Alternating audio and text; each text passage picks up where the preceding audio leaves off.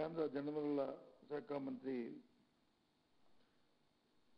గడ్కరీ గారు పోలవరాన్ని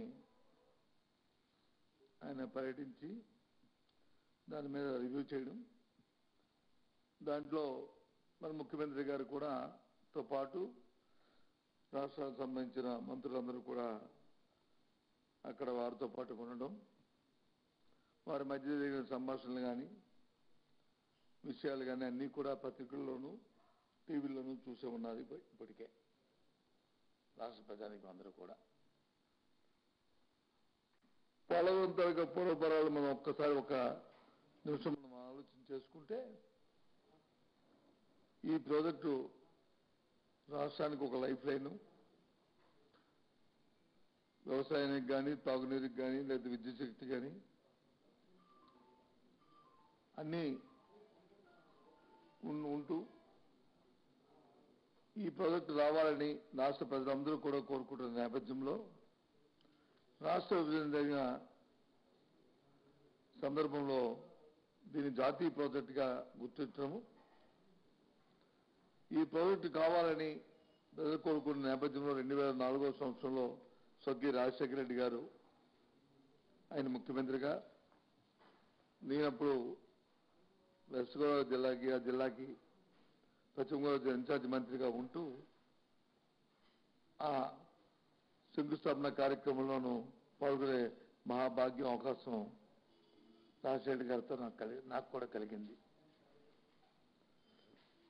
ఈ నేపథ్యంలో ఆయన ఉన్నప్పుడు సుమారు 5,000 కోట్ల రూపాయల వరకు కూడా ఖర్చు చేయడమే కాకుండా కావాల్సిన అనుమతుల్ని,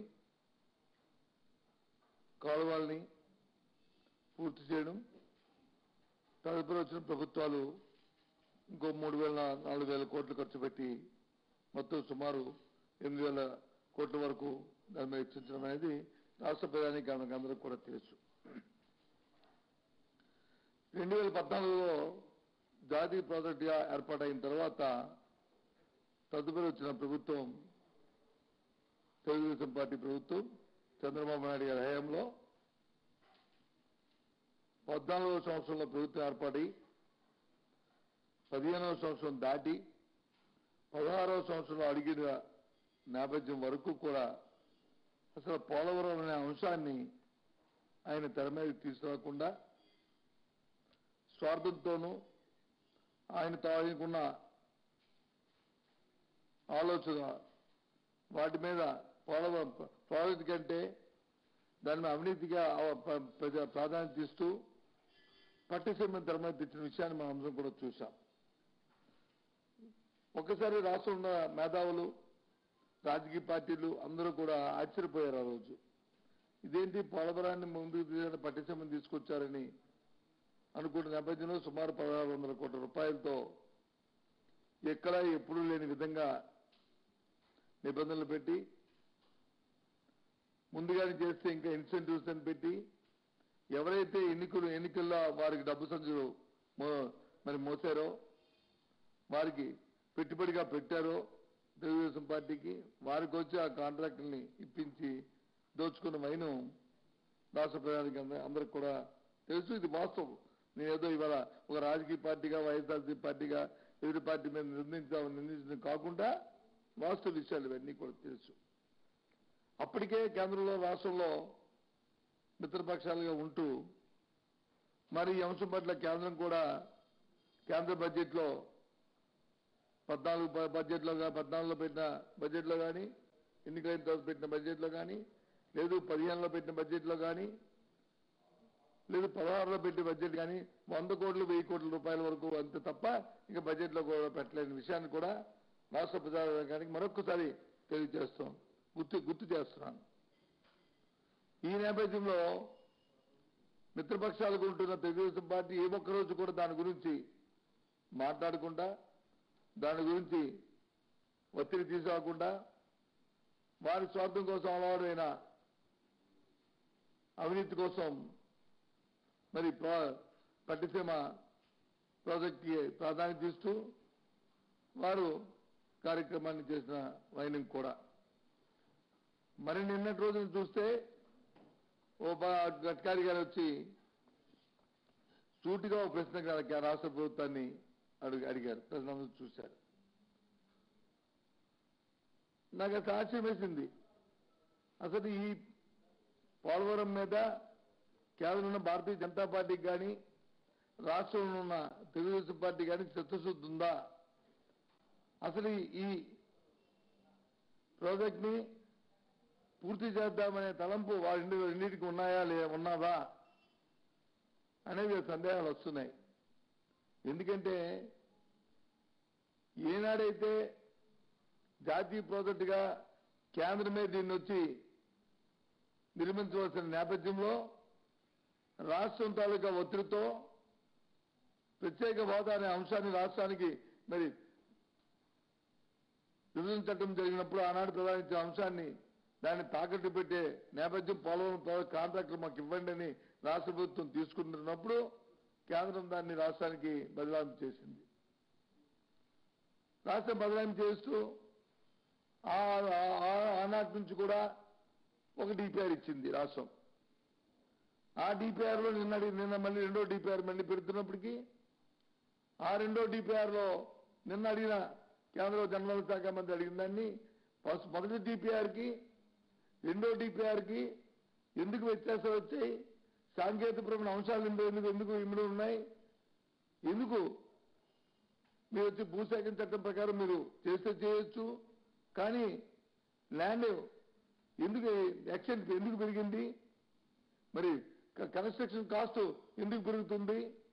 దాంట్లో ఎందుకు క్వాంటిటీస్ పెరుగుతున్నాయి అని ఇలాంటి అంశాలన్నింటినీ ఆయన వచ్చి మళ్ళీ కొత్తగా ఆయన ఎత్తుతున్నారంటే అసలు భారతీయ జనతా పార్టీకి అయ్యా మీకు వచ్చి పోలవరం పూర్తి చేసే ఉద్దేశం మీకు ఉందా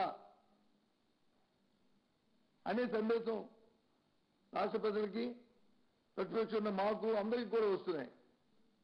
దాంతోపాటు సైమల్టేనియస్ గా తెలుగుదేశం పార్టీని అసలు మీకు చర్చిస్తుంటే ఎందుకు క్షణక్షణానికి మీరు కాంట్రాక్టుల తాలూకు ఒత్తిడితో, కాంట్రాక్టుల తాలూకు స్వభావంతో, దాంట్లో వచ్చిన కిక్ బ్యాక్స్ కి, దాంట్లో వస్తున్న మీ దాంట్లో అవినీతి కోసం మీరు కేంద్రంతో అడిగిన సమాచారం ఇవ్వకుండా ఎప్పటికప్పుడే మార్పులు చేర్పులు చేసుకొస్తూ ప్రాజెక్ట్ కాస్ట్ ని ఇన్ని వేల కోట్లకి ఎందుకు పెంచుతున్నారు? ఇది రాష్ట్రానికి లైఫ్ లైన్ అయితే ఈ ప్రాజెక్ట్ వస్తే లక్షల ఎకరాలకు వచ్చి సాగునీరు వస్తుంటుంటే, లక్షలాది మందికి ఇది తాగునీరు అయితే విద్యుత్ శక్తి వస్తుంటుంటే ప్రయోజనాలను పక్కన పెట్టి మీ అవినీతి దాహం కోసం, మీ ధనదాహం కోసం, అవినీతి కోసం ఇది చేయడం భావ్యమా? అందుకే సూటిగా అడుగుతున్నాం భారతీయ జనతా పార్టీని, తెలుగుదేశం పార్టీని, అసలు మీకు చిత్తశుద్ధి ఉందా? మీరు దీన్ని పూర్తి చేస్తారా? పూర్తి చేసే చిత్తశుద్ధి ఉంటే ఇది ఎప్పుడు లోపల చేస్తారు? దీనికి ఏంటి మీ డెడ్ లైను? ఏంటి మీ పారామీటర్స్? ఇది చెప్పాలని ప్రతిపక్షంగా ఇవాళ వైఎస్ఆర్సీపీ పార్టీ డిమాండ్ చేస్తుంది. అనుమానాలు ఇవన్నీ కూడా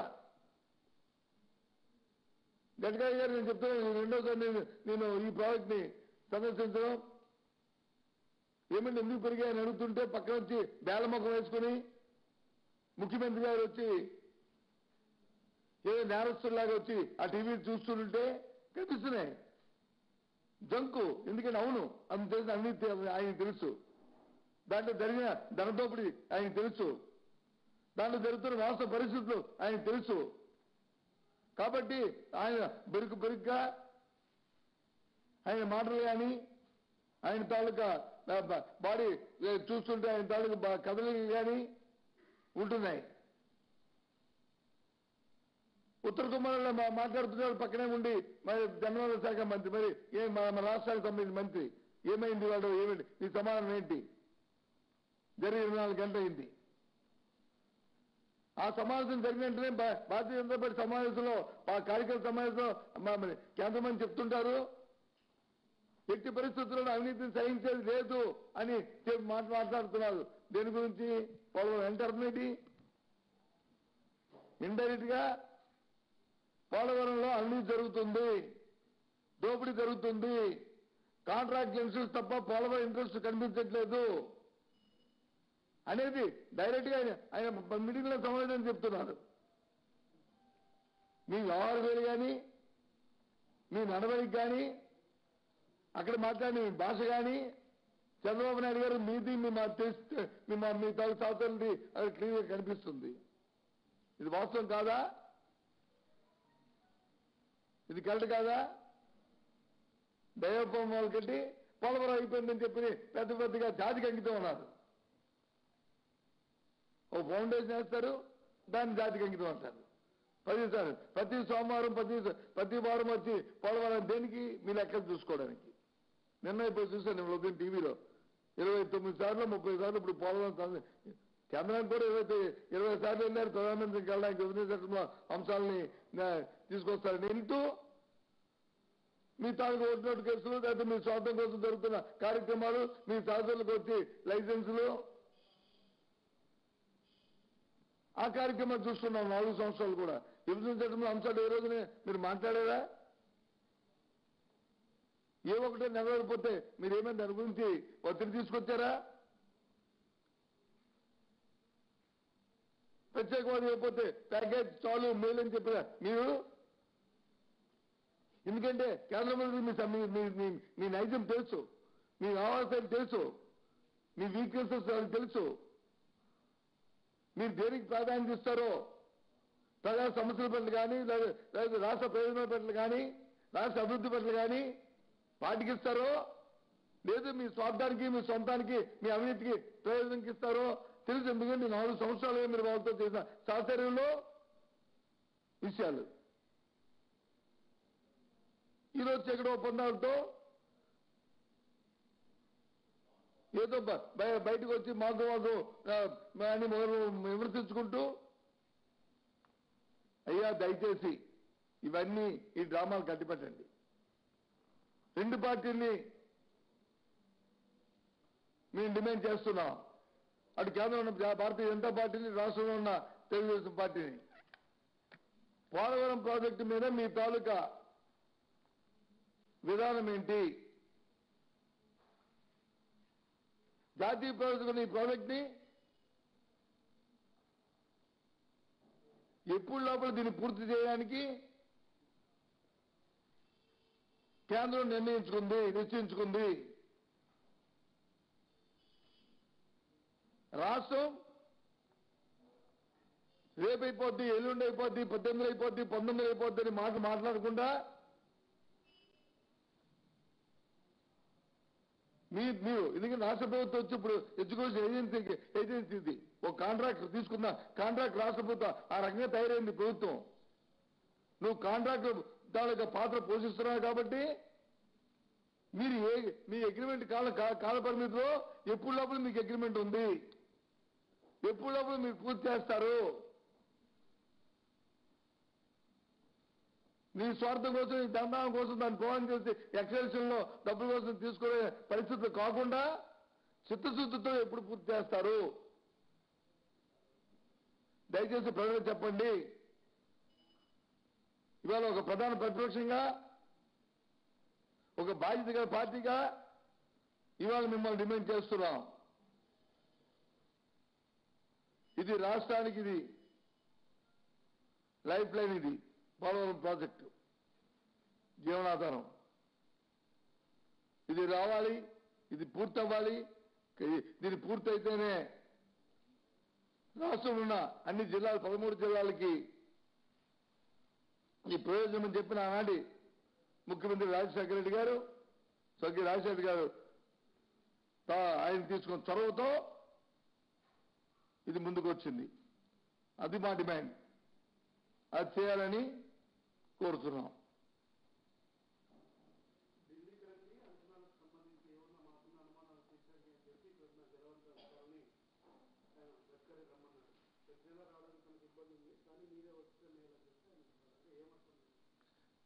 నాకు అర్థం అవట్లేదండి. ఢిల్లీకి రమ్మని ఆయన అడుగుతున్నాడు. ఆయన వచ్చి ముఖ్యమంత్రి రావాలి, లేదా జలవనరుల శాఖ మంత్రి వచ్చి ప్రతి నెల రావాలని ఇక్కడ కాదు కదా. దానికి సంబంధించిన కిందనున్న అధికారులు ఎవరైతున్నారో కిందనున్న మంత్రులు ఎవరైతున్నారో వాళ్ళు వచ్చి దానికి ఎక్కడైనా ఏదైనా అంశం వచ్చి వస్తే దాన్ని ఆ సందేశాన్ని తీర్చవలసిన అవసరం ఇటు రాష్ట్రానికి ఉంది. ఇమీడియట్లీ రెస్పాండ్ అవ్వాల్సిన అవసరం కేంద్రానికి ఉంది. ఎందుకు? జాతీయ ప్రాజెక్టుగా దాన్ని చట్టంలో పెట్టారు. దాన్ని వచ్చి ఎగ్జిక్యూషన్ చేస్తారంటే కాదు మేము చేస్తామని చెప్పి రాష్ట్రం తీసుకుంది కాబట్టి రాష్ట్రంతో చేయించవలసిన అవసరం కేంద్రానికి ఉంది. కేంద్రానికి ప్రతి సమాచారాన్ని రాష్ట్రం పోసిన అవసరం రాష్ట్రానికి ఉంది. ఇక్కడున్న నాలెడ్జ్ ఏంటంటే ఇంటర్నల్ నాలెడ్జ్ వీడికి ఈ ప్రాజెక్ట్ కంటే ప్రాజెక్టులో వచ్చిన లబ్ధి, ఆ కాంట్రాక్టుల మీద ఉన్న ప్రేమ, ఆ కాంట్రాక్టులో వచ్చిన ప్రయోజనాలు వాటి మీద వీరికి ఎక్కువగా ఉండబట్టి దురదృష్టం ఈ పరిస్థితి వచ్చింది. నేను అదో సినిమాలో చూస్తున్నా దేశ ప్రజలందరూ ఏం జరుగుతుందో ఏమిటా దీన్ని ఏమిటని చెప్పిన అందరూ కూడా బిగ్గబెట్టుకుని నేను చూసిన పరిస్థితి వచ్చాను. నేను అందరూ ఎంత బాధ అనిపించింది చూస్తున్నట్టే. ఆయన అడుగుతుంటే ముఖ్యమంత్రి బ్యాగదానం వేసుకుని దానికి సమాధానం చెప్పుకోలేక 2013లో చట్టంలో భూసేకరణ చట్టం వల్ల పెరిగింది కరెక్ట్. కానీ అడుగుతున్న అంశం ఏంటి? దాంతోపాటు ఎక్స్టెండ్ ఎందుకు పెరిగిందని అడుగుతున్నారు. ఆనాటి రేట్లు పెరిగాయి కానీ అది ఎంత మాత్రంలో పెరిగింది, దానికంటే ఎందుకు క్వాంటిటీస్ ఎందుకు పెరిగాయని అడుగుతున్నారు. అవన్నీ సాంకేతికపరమైన అంశాలు అంటున్నారు. మరి ఇన్నాళ్ళు ఏం చేస్తారు చంద్రబాబు నాయుడు గారు ఈ 2-3 సంవత్సరాలు మరి ఎందుకు మీరు దానికి సమాధానం చెప్పకుండా ఇంట్లో కూర్చున్నారు? కేంద్ర మంత్రి వచ్చి డిపిఆర్ల మీద దీనికి సందేహం ఉందని అని ఆయన అడుగుతున్నారు, సమాధానం చెప్పలేదు. ఎందుకు కూర్చున్నారు? ఎందుకు ప్రభుత్వమే ఒత్తిడి తీసుకురాలేదు? ఎందుకు మీరు వచ్చి భారతీయ జనతా పార్టీ మీకు చేయవలసిన బాధ్యత మీకుందని ఎందుకు మంత్రులు ఇవాళ మీరు ముఖ్యమంత్రి కానీ ఎందుకు మాట్లాడట్లేదు నిన్నటి నుంచి? వీరి స్వార్థంతో ఈ కార్యక్రమాన్ని డిలే చేయడానికి లేదా రాజకీయ కారణాలతో దీన్ని ఆలస్యం చేస్తారని చెప్పి ఎందుకు చెప్పట్లేదు? అంటే మీలో డొల్లతనం బయటపడిపోయింది. మీ డొల్లతనం, మీ స్వార్థాలు బయటపడ్డాయి. అటు ఆ పార్టీ కానీ ఈ పార్టీ కానీ. కాబట్టి మేము ప్రజల తరఫున మేము డిమాండ్ చేస్తున్నాం వెంటనే దీన్ని పూర్తి చేయాలని చెప్పి. ఓకే ఏంటి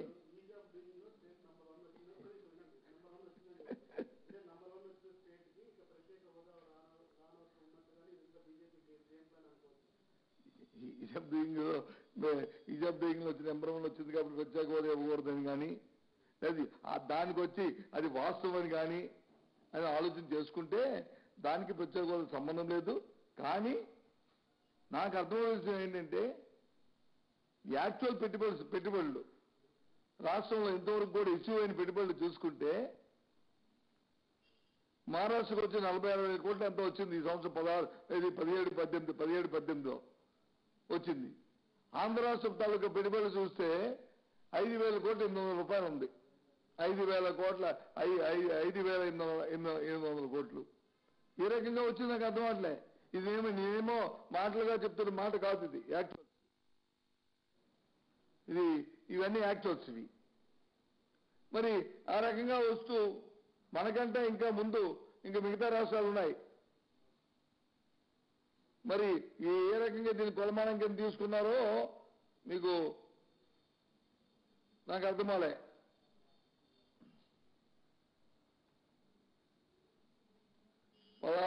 పదిహేళ్ళు తీసుకుంటే మహారాష్ట్ర వచ్చి 18,900 కోట్లు, అలాగే మా మధ్యప్రదేశ్ చూసుకుంటే 11,000 కోట్లు, గుజరాత్ చూసుకుంటే 9,000 కోట్లు, ఆంధ్రప్రదేశ్ వచ్చి 4,500 కోట్లు హెచ్చువైన పెట్టుబడులు ఇన్వాల్వ్ అయినవి.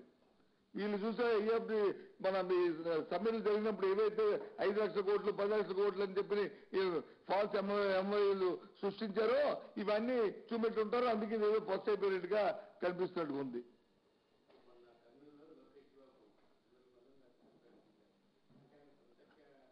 ఏమండి ఆ పార్టీ వాళ్ళ ఇష్టం, వాళ్ళు ఎవరు ప్రకటించుకుంటారో ఎవరిని ఎవరు ఉంచుకుంటారో అది తెలుగుదేశం పార్టీ వాళ్ళ సొంత ఇష్టం. దాంట్లో మాకెందుకు?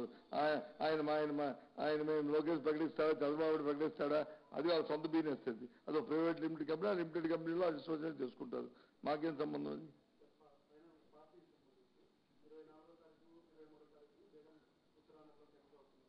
అవును అవును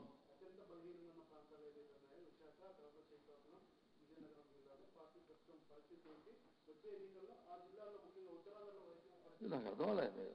అత్యంత బలహీనంగా ఉన్నాయని కానీ మీరు ఏ రకంగా క్యాలిక్యులేట్ చేశారు? అంటే జరిగిన ఎన్నికల్లో 14 ఎన్నికలు తీసుకుని క్యాలిక్యులేట్ చేస్తారా? లేదు ఇవాళ ఏమైనా మీ టీవీ ఏదైనా సర్వే చేసిందా? అది దాన్ని బేస్ చేసుకుని మాట్లాడుతున్నారు. దాన్ని బేస్ చేసుకుని మాట. అంతకంటే బలహీనంగా అత్యంత బలహీనంగా అనకండి. దానికంటే బలహీనంగా ఒక సీటు లేని పశ్చిమ గోదావరిలో ప్రజాదరణ ఎంత వచ్చిందో చూశారు కదా. ఉన్న ప్రభుత్వం మీద ఎంత వ్యతిరేకత ఉందో మీరు చూశారు కదా. అలాగే తూర్పుగోదావరి జిల్లాలో మరి ఎంత ప్రజాదరణ వచ్చిందో చూశారు కదా. ఏ రకంగా కొనసాగుతుందో చూస్తున్నారు కదా. ఒకటి స్వర్గీయ రాజశేఖర రెడ్డి గారి మీద, ఆ సంక్షేమ కార్యక్రమాల మీద, జగన్మోహన్ రెడ్డి గారి తండ్రి గారి తాలూకా ఆ ఆశయాల మీద పెట్టిన ఈ పార్టీ సంక్షేమ అభివృద్ధి, వాటి పట్ల ప్రజలు వచ్చి మళ్ళీ మాకు అలాంటి రాజకీయ పార్టీ రావాలి, అలాంటి రామల రాజ్యం రావాలని కోరుకుంటున్న నేపథ్యంలో అది ఇస్తారని చెప్పిన జగన్మోహన్ రెడ్డి గారు ఇస్తున్న భరోసా, దాంతోపాటు ఇవాళ ప్రస్తుత ప్రభుత్వం తాలూకా పనితీరు, ఎక్కడ చూసినా సరే అవినీతి, ఎక్కడ చూసినా బంధుప్రీతి, ఎక్కడ చూసినా సరే సామాజిక న్యాయం లేకపోవడం, ఒకే సామాజికానికి వచ్చి అంతా కూడా దోచిపెట్టడం, ఇవన్నీ చూస్తున్నట్టు ప్రజలు వచ్చి యావగింపు వచ్చింది. అదంతా కూడా ఇవాళ జగన్మోహన్ రెడ్డి గారి తాలూకా యాత్రకి బ్రహ్మాండం పడుతున్న నేపథ్యం. అదేవిధంగా ఎందుకంటే బాగా తోత్సవంలో జరుగుతుంది. ఎందుకంటే ఇంకా ఎక్కువగా ఆఖరికి ఇచ్చాపురం వెళ్ళినప్పటికీ తెలుగుదేశం పార్టీ పడితే క్లోజ్.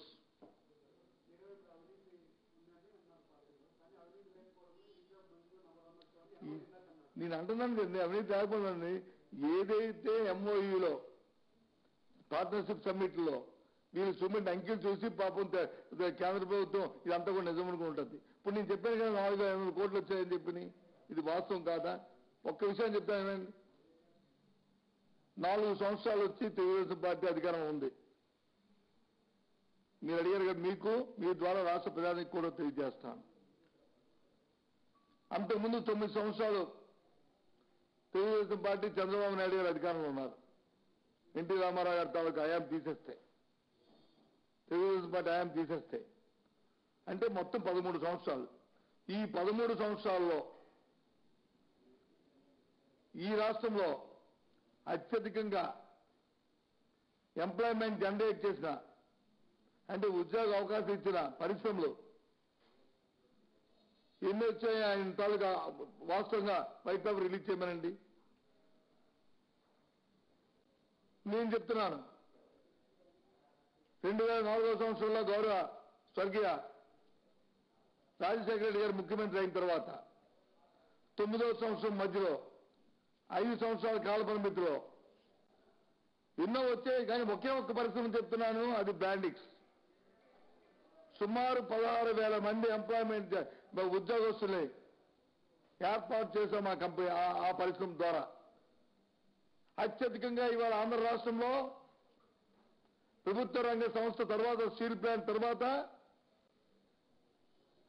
ఉన్న ఎంప్లాయ్మెంట్ జనరేషన్ చేస్తుంటే ఆ పరిశ్రమ చేస్తుంది. ఇది అవునా కాదా? ఇది నిజమా అబద్ధమా? చెప్పనండి. చంద్రబాబు నాయుడు గారిని అని, లేకపోతే కొబ్బరి చెప్తున్నా వాళ్ళ కుమారుని కానీ వాళ్ళ కొడుకుని కానీ, లేదు యనమల రామకృష్ణ గారిని కానీ, ఇది వాస్తవమా కాదని. రామకృష్ణ గారి కాన్ఫరెన్స్ పక్కనే కదా ఉంది. వాళ్ళు నియోజకవర్గంలో ఉద్యోగాలు చేస్తారు కదా. ఎందుకు చేయలేకపోతున్నారు? ఆయన పరిశ్రమలు ఎందుకు తేలేకపోతున్నారు? ఎంప్లాయ్మెంట్ జనరేట్ చేసే పరిశ్రమలు ఎందుకు తేలేకపోతున్నారు? అంటే వాళ్ళకి పరిశ్రమలో ఎంప్లాయ్మెంట్ దాని తాలూకా ఉద్యోగ అవకాశాలు కల్పించే జనరేట్ చేసే పరిశ్రమలు కాదు. వాళ్ళకి కావాల్సింది అవినీతితో అందరూ దోచుకు తినడానికి ఏ కష్టాలు అనేది. అందుకే చాలా మంది చెప్పారు కదా, అది ఎక్కడో నేను అంతకుముందు విన్నాను కదా, విదేశాలకు వెళ్తే వాళ్ళు ఏం చెప్పుకుంటున్నారు? వీరికి ఇంట్రెస్ట్ వచ్చి పరిశ్రమ మీద కాదు, పరిశ్రమ మీద ఉన్న కిక్ బ్యాక్స్ ముందు అడుగుతున్నారు. మాకేమిస్తారు, మాకెంత అందులో వచ్చి స్టేక్ ఇస్తారు, పార్ట్నర్షిప్ ఇస్తారు, లేదా ఎంత అప్రెంట్ ఇస్తారు అని చెప్తున్నారు. తెలుగుదేశం పార్టీ ప్రభుత్వం, చంద్రబాబు నాయుడు గారు ఆధ్వర్యంలో ఉన్న ప్రభుత్వం. అందుకే అక్కడ ఎవరు కూడా పెట్టడానికి ముందుకు రావట్లేదు అని చెప్తున్నారు. ఒక చిన్న కార్ల పరిశ్రమ వచ్చి అంటున్నారు ఎక్కడ, మన అనంతపూర్లో. దానికి కేంద్రం అంటుంది మేమే తీసుకొచ్చామంటుంది. అటు కేంద్రం వచ్చి మేము తెచ్చామంటారు, తెచ్చారు. ఏ ఎంప్లాయ్మెంట్ కానీ దాంట్లో వచ్చే ఎంప్లాయ్మెంట్ జనరేషన్ ఎంత, దానికి వచ్చింది ఎంత అంటే, ఇలాంటి పరిశ్రమ రావాలంటే ఇంకా వీళ్ళు చిత్తశుద్ధి చేస్తే ఇంకో 5 సంవత్సరాలు చేస్తే తప్ప అంతమంది జనరేట్ చేసే పరిశ్రమను పెట్టలేరు. ఆ ఆలోచన లేదు, ఆ విధానం లేదు, ఆ తపన లేదు, ఆ చిత్తశుద్ధి లేదు. సో ఏమైనప్పటికీ కూడా ఇవాళ రాష్ట్రంలో లైఫ్ లైన్గా ఉంటున్న ఏదైతే పోలవరం ప్రాజెక్టు ఉందో దాన్ని త్వరితగతంగా పూర్తి చేయాలి. తెలుగుదేశం పార్టీ, భారతీయ జనతా పార్టీ గిలిగజ్జాలు మానుకొని రాష్ట్ర ప్రయోజనాల దృష్ట్యా మీ చీకటి ముందు పక్కన పెట్టి చిత్తశుద్ధితో దాని గురించి ప్రయత్నం చేయమని డిమాండ్ చేస్తున్నాం. Okay, thank you.